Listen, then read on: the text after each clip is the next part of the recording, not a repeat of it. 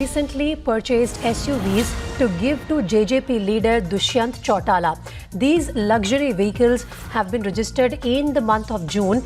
In the middle of COVID-19 crisis, Haryana government freezes the DA of all employees on the other hand, and they have the money to buy these SUVs for the netas at a time when every single state is running on a very tight budget.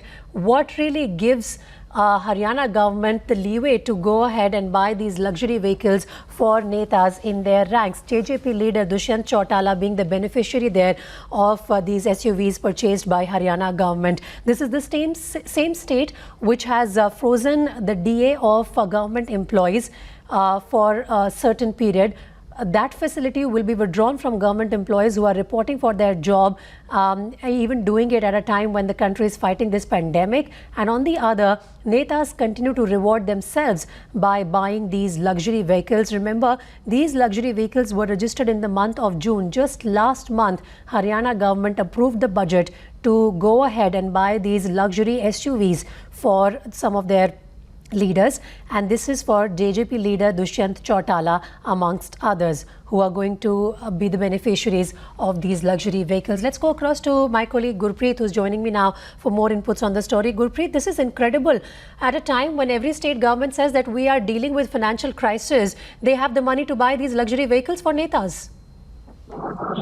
Well, that is very surprising, and even if we can take a talk about the decision by Haryana government that the dearest loans of the employees, they have put a ban, they have freezed the ban for 1 year continuously. They had asked till 2021 they will not be able to give the pay that dearest loans of all the employees. But at the same time, if we can see that this COVID-19 critical situation, if we can talk about this is only for the Aam Aadmi, common man. It's not for the netas also. Look at the way this vehicle have been bought by the Haryana government. That is also not very necessary at this point of time, and it was not important. The way the financial cut down is going on all over the country because of COVID-19. At one point of time, the states have been saying that they are coming out of that economy down, that they are trying to give a boost to the economy. At the same time, we have seen that the netas are being obliged in Haryana. They have been given that SUV vehicles for the Gurpreet, stay with me. I want to go across to Mr. Raman Malik of the BJP, who is now joining us on the phone line. Raman Malik ji, how will you justify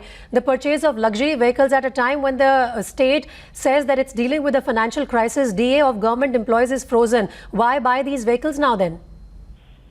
See, the point is simple, that today you have to make sure that the movement of the Deputy CM has to be looked into. And since the time he has become Deputy CM, he has not taken any vehicle as such from the government. Whatever is there, he's using it. And the Deputy CM is entitled, and various other states have also done it in the past. But the point is here, those who are raising questions today are the ones who have been living on government and taxpayers' aid for...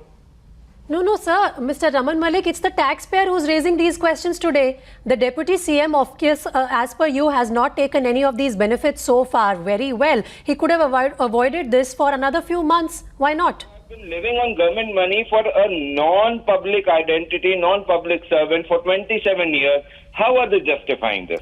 No, sir, I'm not even talking about your political opponents raising this point. I have got no such reaction. I'm talking about the taxpayer today who's asking that if being a government employee, my DA is frozen, then why can't the Deputy CM wait for his luxury vehicle for a few more months?